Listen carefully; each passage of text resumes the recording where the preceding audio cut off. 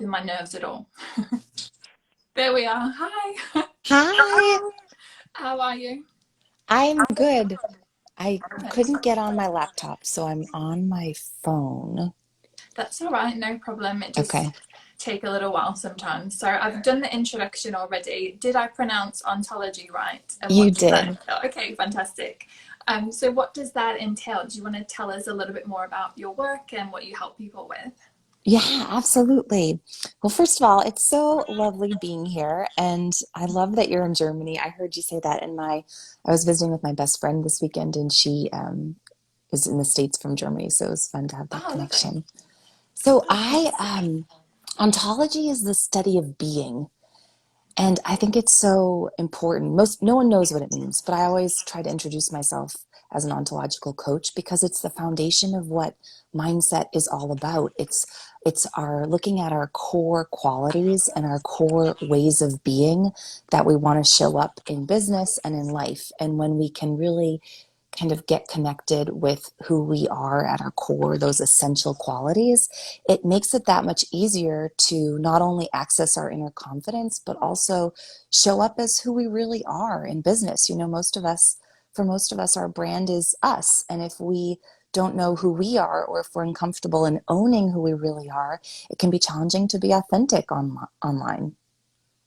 and I think it's even, I mean, correct me if I'm wrong, but I feel like it's even more important these days because previously you could kind of run a business and just sort of hide behind a computer screen, which was perfect for introverts like me, whereas now very much video is becoming the forefront of a lot of businesses. So you do have to really be out there and confident, and even if you're terrified underneath, like I often am with these lives, like to put yourself out there and make that connection with people, because I think even though we're very much online these days, people still buy and connect with people. So you have to be able to be confident in who you are and who you're putting out there.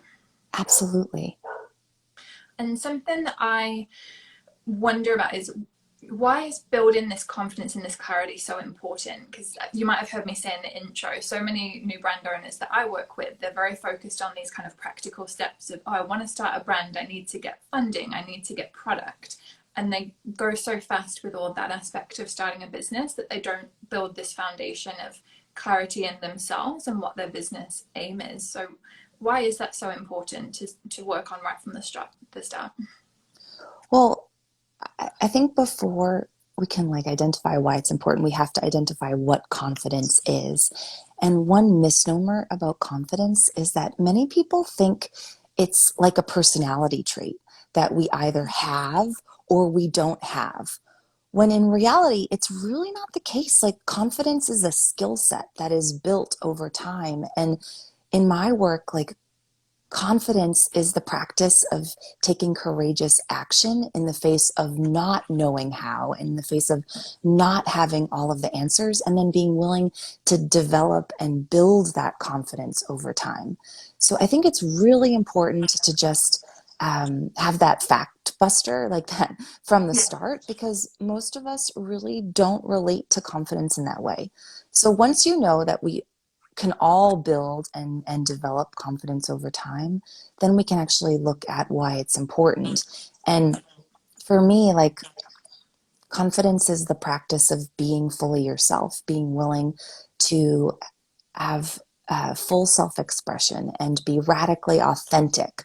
And when we bring that radical authenticity into our work, then we naturally attract the people who we are meant to serve. And that's what confidence is. It's that willingness to fully be yourself and show up as who you are unapologetically. I love that. And I'm glad that you've clarified that, because it is true what you're saying, that it isn't something that you're born with. It is something that you can work on. So if you saw that fly go past my camera there, it's driving me crazy. It reminds I'm me trying of not the to be presidential distracted. debate. But yeah, confidence is absolutely something that you can work on. As I said at the start, I used to be super introverted and I'm still working on confidence, but it's something that does get easier with time. And I know it's a really big topic, but for anybody out there who's thinking, I could never like get to being that confident person, is there sort of a tip that's starting them off? So I am just to share, I also am extremely introverted and such Okay, a I would never have homebody. guessed. And I think what I have noticed in my work is that when you can really develop those rituals, those practices that allow you to show up as yourself, that kind of set you up to give yourself more of that internal permission to be you, that's a really great way to develop confidence and build that confidence over time. So with my clients, I talk about morning routines a lot. And I Okay. know we all understand the idea of morning routines and why they're important. It's something that everyone talks about in the personal development world. And Yep. we often understand it intellectually, but we may not necessarily understand it somatically or really like get in our hearts why it's such a game changer. And it is truly the practice that sets apart the successful entrepreneurs from those who aren't. Because if you think about it, when you are starting your day with a morning routine, you're starting your day with you. You Yeah. are prioritizing yourself, you're taking care of yourself, you're getting your own needs met so that when then you go to work on your business, you don't need to get your needs met from your clients, or you don't need to people please, or you don't need to dull your light in order to convenience other people. You can truly show up much more as yourself. So um, I think it's important to really look at what are those rituals, what are those morning practices that really help you show up as the best version of yourself. And I think they differ for all of us. For me, I'm an oral processor, so journaling is extremely important for me. It helps me kind of remove some of the mind trash Yeah. and more intentionally bring my goals and my purpose and my intentions for the day to light so that I can show up with focus. Um, so journaling is really important for me. I also, Oh, we've lost your sound. Can you hear us? Oh, you're back. am am I back? Yeah. Um, Sorry about that. That's okay. Um, Meditation is also a really important practice because, meditation is a really powerful practice in helping you quiet your brain, like bring more presence to who you are, the act of presence and creating spaciousness in our time, in how we show up, in how we speak. It's a really powerful tool in building confidence. You probably saw a big smile from me there when you mentioned the meditation, because I'm somebody who has so much internal chatter. It drives me crazy. And as a creative as well, I have all these million ideas running through my mind. And I really Mhm. found that I started doing meditation last September, so pretty recently, and it's made such a big difference to the kind of overwhelm that I feel and all the ideas shooting around in my head. It's really helped me to be a lot more intentional about the work that I do. Mhm. And similarly with the morning routine, like I heard about it and read about it years ago. And again, that was in September when I started that morning routine, and it's made such a difference. And I always thought it was a bit, no offense, but like woo woo. You hear about these people like, oh yeah, I do a morning routine and it changed my life. And I'd always think, okay. But honestly, it really did change like the way that I go about my day. And exactly as you said, you're starting your day then with you, not waking up, immediately checking your phone and then reacting to other people's problems or what other people want from you. It's a really nice Absolutely. way to start and think, okay, this is my day. What am I going to do with it? And if you're a business owner, like I know a lot of you watching are, it's being very intentional about, this is my business, what do I want to achieve, and what are we going to get done today. Mhm. And also reframing, I think, was an important one for me. So where there's, you might view a problem, I view it as, okay, so this is the obstacle we're going to overcome today. Break it down in the journaling. So mine's probably more of a to-do list than a journal, than in the way that most people have it, but again, something that's been really helpful. And I do think if you can get that morning routine in a way that works for you, you don't have to be getting up at 5 a.m. I certainly don't, but whatever is a good routine for you, I think that can, yeah, make a huge impact. So I'm really happy that you brought that up. Hmm. And I call it my CEO care. Like, I love that. because it's all about level setting. Like, it's all about perspective. My morning routine is all about taking care of myself as a business owner so that I can show up as a CEO for my business and not be impacted by the breakdowns of the day or, Yeah. any problems that might show up. And there's one more practice that I want to add because Okay. it wasn't always part of my morning routine, and it's really been, it's had a big impact on how I show up, and it's having a physical practice. Okay. So I am a yoga practitioner, but I've done CrossFit, I've Fantastic. been a runner, I've been a kickboxer in the past, and I have never liked working out in the morning. I I like that time for me. I like to be curled up on my sofa with my puppy and my cup of tea. Nice. But what I notice is that when I work out in the morning and I get the blood circulating, I am so much more grounded throughout the rest of my day. And I Okay. think that as business owners, we have a lot of stressors in our life. We have a Yes. lot of emotions that we operate on top of. We deal with a lot of people's reactions in business. Like, there's just a lot of emotions coming at us. And having a physical practice is a really powerful way to process your emotions in your body. And we often don't think of it. We don't Yeah. understand that, when we move our body, when we get our energy circulating, that we that we're circulating all that blood flow, and that we're moving our that those like pent up energies and emotions and anger or frustration through our body so that we can Yeah. be more present throughout the day for business. Hi, Kira. I'm trying to keep up with waving at everyone who's Yeah. waving at us, but yeah, so if you can see me like pushing buttons and stuff, that's what's going on there. But yeah, I love that, getting the blood flowing. And for me, I'll be honest, I'm not someone who enjoys exercise, but I have included that in my morning routine. And I just found that for someone who doesn't really like mornings in general, it has helped me to feel very alert and awake, to have done a workout, had a shower, then when I actually get to my desk and do work, I'm 100% in on that. Whereas previously I'd kind of be half asleep, come into my desk, and then try and, to get work started. So it's definitely helped me. And yeah, so as we said, if you haven't got a morning routine already, one of the biggest mistakes I would say from my business and particularly personal life, I guess, is that I thought it was all a bit airy fairy having a morning routine and working on this mindset stuff, but it's so powerful. And that's exactly why I wanted you here today, Catherine, to really explain how powerful it can be. And Hmm. the Ambition Studio said that she started taking morning walks, and that's been a game changer as well. So fantastic. Other people have found how powerful it is too, which I love.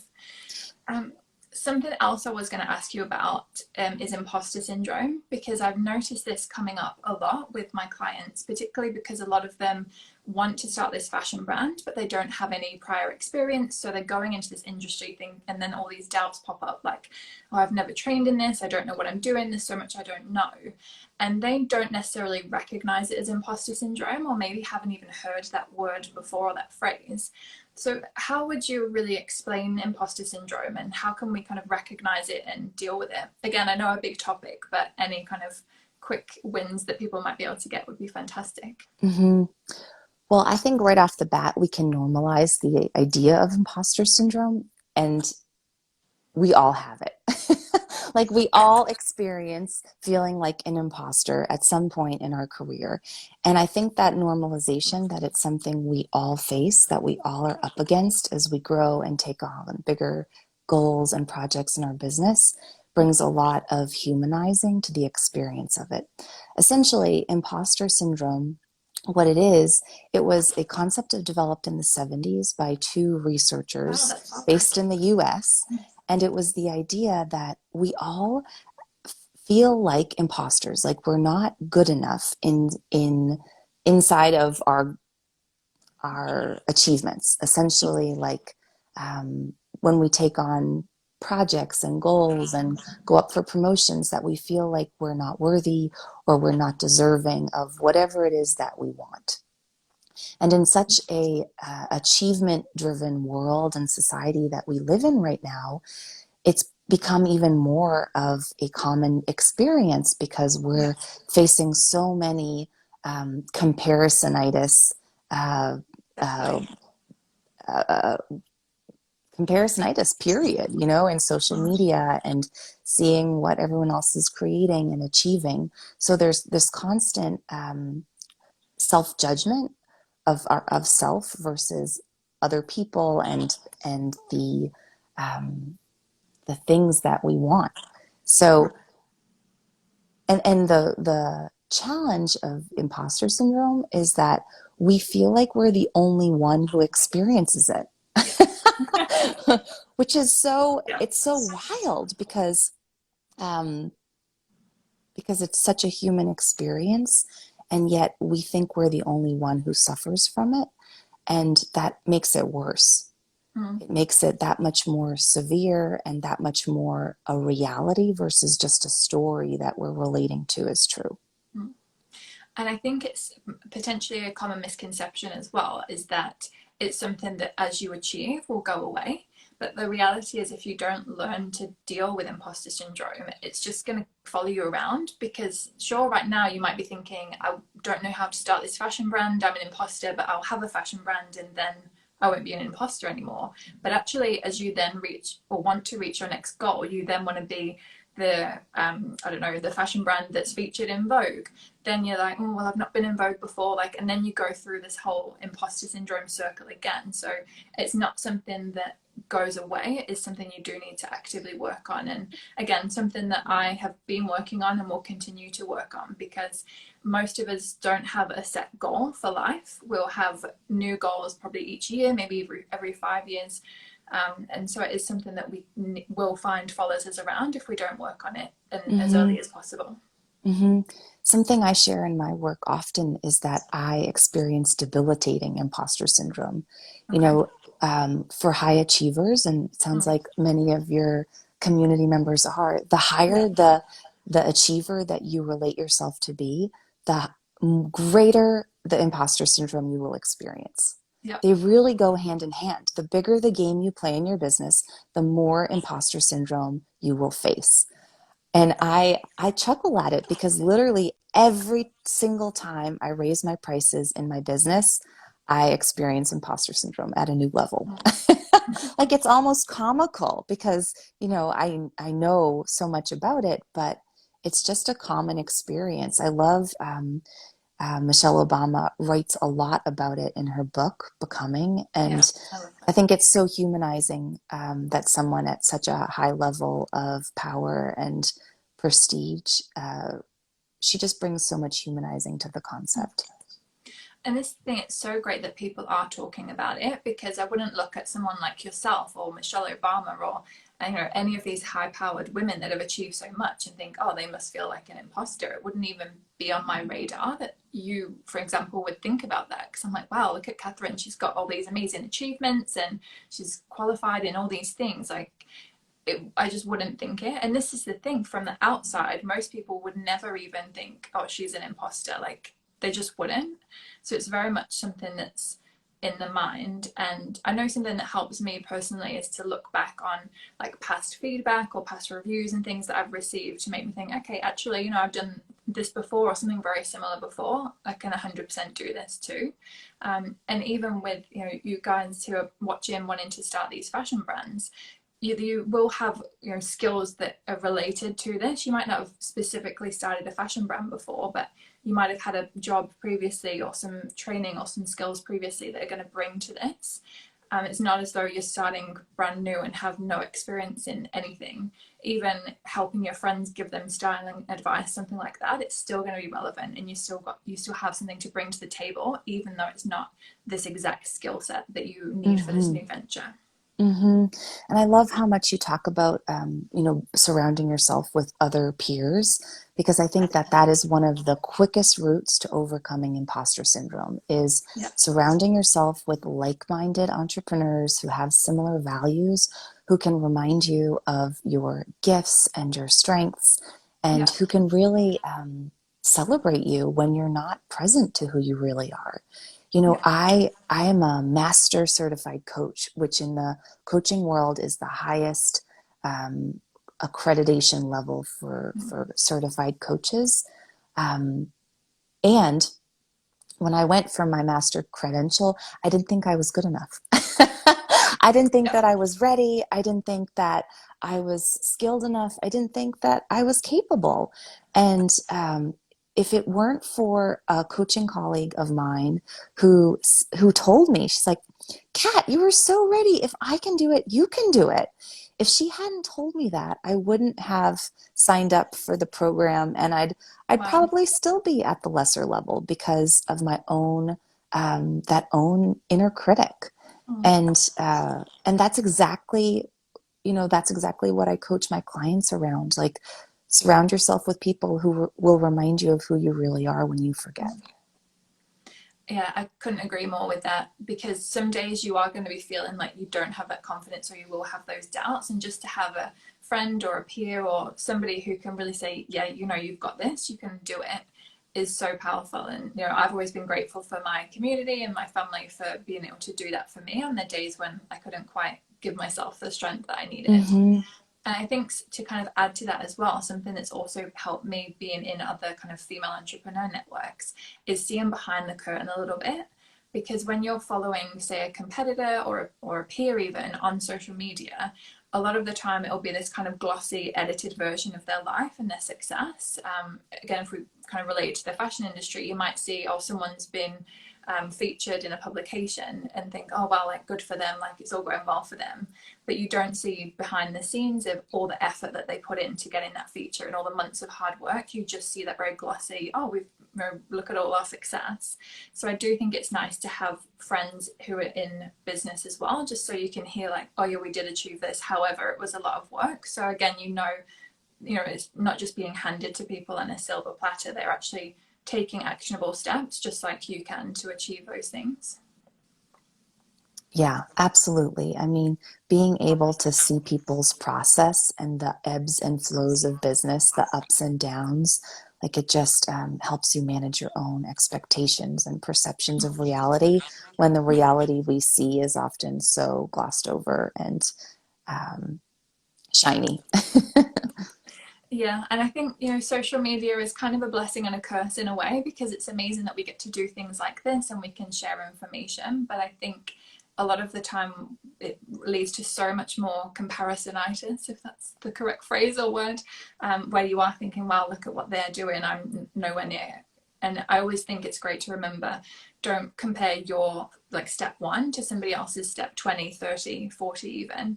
You've Hmm. got to be realistic about where you are, and just, I guess, focus on yourself more and the steps that you can take. Hmm.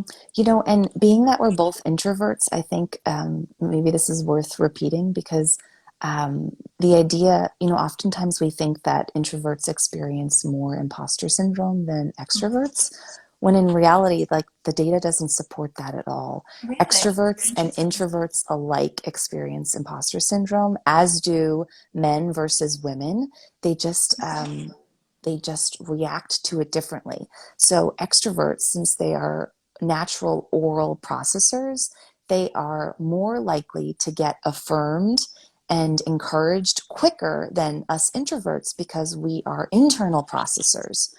So for introverts, it's more important when you're experiencing imposter syndrome to name it and to be out loud about it so that we can get that external support and encouragement that we need to get back to who we are that much sooner.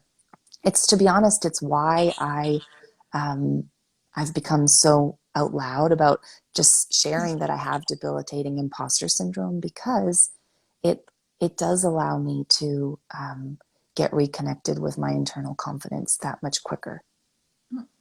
And I think as well, for people, myself, like a fellow introvert, it's good to hear that, you were introverted as well, but then you've achieved so much and you've been present in so many things. It's kind of, inspiring that it's not just for the extroverts to have success and to be able to go live on a video. Like anybody can do it. It's just, again, comes down to the mindset. Mm-hmm. Yeah, totally. And I will admit that this is my very first Instagram live, Is it? which I is, would never have guessed that. You it seem so is, which together is and confident. probably why I didn't figure out how to do it on my laptop. That's all right. Don't worry. There's always a technical issue of some kind. So yeah, I'm genuinely shocked by that because you seem so together and yeah, confident and all those good things. And you've shared so many amazing tips. Thank you. I'll ask if there's anybody here that wants to ask either of us a question. But also, I just want to let everyone know that I'm going to put some links below when I post this to IGTV because Catherine's actually written a book. I've got the name here, Belonging, Overcoming Your Inner Critic and Reclaiming Your Joy. I'd love to hear a little bit about that. And again, I'll put the link there for anyone who wants that. Yeah, absolutely.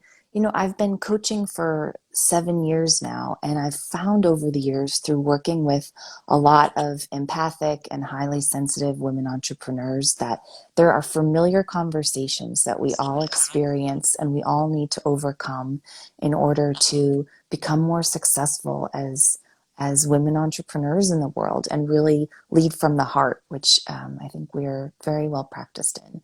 And I wrote the book to really provide greater value on a greater scale to more heart-centered women entrepreneurs. I think that we're the next generation of business, and we oftentimes relate to our emotions and our hearts as weaknesses when they're truly our greatest gifts. And the book helps you leverage those gifts. I actually didn't know that you had a book, so I'm really glad that I found out about that because it absolutely sounds like a book that I need. We've had a comment as well. I think it's pronounced Lady Zaz. It says, well done for braving an Instagram live for the first time, and she's given you a clap. And yeah, I have to second that clap. Thank you. And we do have one question, if that's okay, which is how to combat paralysis analysis and feeling overwhelmed with everything that needs to be done. I can Mm-hmm. share what I do for that, but Catherine, do you have a particular tip for that? Yeah. Oh, so many. First of all, I feel you. um, I think that as high achievers, we oftentimes get so present to everything that there is to do that we lose focus and we forget to prioritize what's the most important. So, Stephen Covey talks about this a lot in his book, The 7 Habits of Highly Effective People. He talks about this idea of differentiating the important tasks between the urgent tasks. And I want to define these because they're truly powerful. Important tasks are the tasks that will move your goals forward, that will have you reach your business goals, that are within your zone of genius, that are the most important actions that will have the greatest impact in reaching your goals. They are also potentially tasks you will avoid or have a lot of resistance around because they're intimidating. So some normalizing there. Urgent items are oftentimes smaller tasks. They will have you make you feel like you're making progress, and they're oftentimes other people's desires, needs, expectations of you. So think notifications on your phone, text messages, social media alerts, sometimes phone calls and emails. These are, in the moment things that we oftentimes think, oh, if I just do that, I can get this handled and it'll get done. When in reality, it takes our focus and our presence away from those more important tasks that will have us reach our goals sooner. So it's really important to start your day by working on those most important items first. And for me, I often start my day by starting with the action I avoid the most. So whatever the single task is that's the most difficult for me, I start there because I notice that when I start with the thing that I'm most intimidated by, that I feel that much more like a badass to handle Love everything it. else either. So I think that's a really great way to confront paralysis analysis. And similarly, oftentimes those urgent tasks They can be power boosters. They can make you feel like you're making progress or checking things off of your list. And if you're anything like me, I love lists. I love to-dos. I love boxes to check. So I also encourage you to schedule in time to get those tasks handled so you can feel like you're making quicker progress. Mm. And another thing I think really supports with paralysis analysis is taking time off. Yeah. Truly honoring your work time and your off time. As new entrepreneurs, as new fashion designers, you probably feel super confronted by everything there is to do, and you might experience little practice in managing time or boundaries around when you work and when you don't. But it is such a game changer, because when you start to honor your off time and those weekends off, or that I take self-care Fridays, whatever your Oh, off time same. is, when you truly honor that off time, then when you come back to work and you come back to being on, then you're fully present, you're fully there, and you can fully take on those most important items. Yeah, I definitely second that, like all of it, but especially the bit about taking the breaks and making the time for yourself. And don't be afraid to just stop and take a break if you need it. There might be something that you're particularly struggling with. For me, I'm not a natural writer. Like I have to kind of be in the zone to do any kind of writing, emails, things like that. And if I'm feeling like tired or like I just can't get in that writing zone, it's okay to go for a 20-minute walk, just get a change of scene, get some fresh air, and then come back. I used to kind of force myself to push through it and Mm-hmm. just think, oh, it's the working day, don't be silly, just get on with it. But actually, if I just take that 20 minutes away from the computer, when I come back, I'm so much more productive than I was had I Mm-hmm. just kind of pushed through. So I think the Absolutely. break aspect's really important. I call it Remember the muscling. practice degree. Saying thank you. Sorry. Sorry. I call it muscling through. Like we all try Yes. to just like muscle through and like put our head down and, don't go to the bathroom, don't check your phone, don't do anything until we write the blog or get the chapter of our book written. When in reality, like it takes 3 to 4 times longer because we simply weren't willing to walk away and come back. And this is one of the best things I found about working for myself, that I haven't got a boss who's telling me from this time to this time you're doing this and allocating my whole day. So this way I can always work in the way that's most productive for me. I think that's a real great opportunity that everyone watching as entrepreneurs has as well, to really work your schedule around when is a good time for you, when you're most productive, rather Hmm. than forcing yourself to get up at 6 a.m. because that's when your boss wants you. Like I definitely don't get up that early because I know I'm not going to be productive. I'm more productive later in the day. So I think it's about getting in tune with your body a little bit as well, and when you are going to be most productive. Absolutely. I wrote my whole book between 5 and 6 a.m. Well, okay, so you're the opposite to Yeah, me then. totally. Yeah, wow. Well, kudos to you. That's amazing to get up that early and to have written the book in general, which I'm definitely going to check out. And as I said, I'm going to link that below for anyone who's interested. I'm also going to link to your mastermind, which is a year-long program, isn't it? I'm looking at my notes, but I'm sure you're far better to tell everyone about it. But it's a group coaching program for female entrepreneurs who want to have a bigger impact. Am I understanding that right? Yeah, absolutely. Who really thrive in community and could use some support in really connecting with their gifts and being reminded of those gifts when they forget. And just being inspired by that, that being in that tight knit community where you're watching other like minded women doing the same thing that you want to do and being lifted up. Which is exactly what we were talking about earlier and how powerful that can be. So it's amazing that you have got that space where people can connect and support one another and grow together as a community. I love that. So I'll link to that below. I'll also link to my masterclass on practical steps for if you've never launched a fashion brand before, how the manufacture process works. So I can link to that. So some great resources that I'm going to pop in the IGTV video. And yeah, I mean, thank you so much, Catherine. I've learned so much from this session, and I hope that everyone watching as well has done so. We've got some really nice comments coming through saying thank you and amazing advice and all that kind of thing. So I think people have really got a lot from it. So I'm so glad that you joined us. Thank you. It was a pleasure. And say I'm going to put those links below, and there's a replay available if you're just joining us and have missed the start. We've covered some really important topics around mindset, and I really hope that it's going to help you move forward with more confidence. So is there anything else you'd like to tell us before you go, or shall I stop the live stream? I think just keep going. You know, I think business is really the only difference between those of us who succeed and those of us who don't is a willingness to not stop.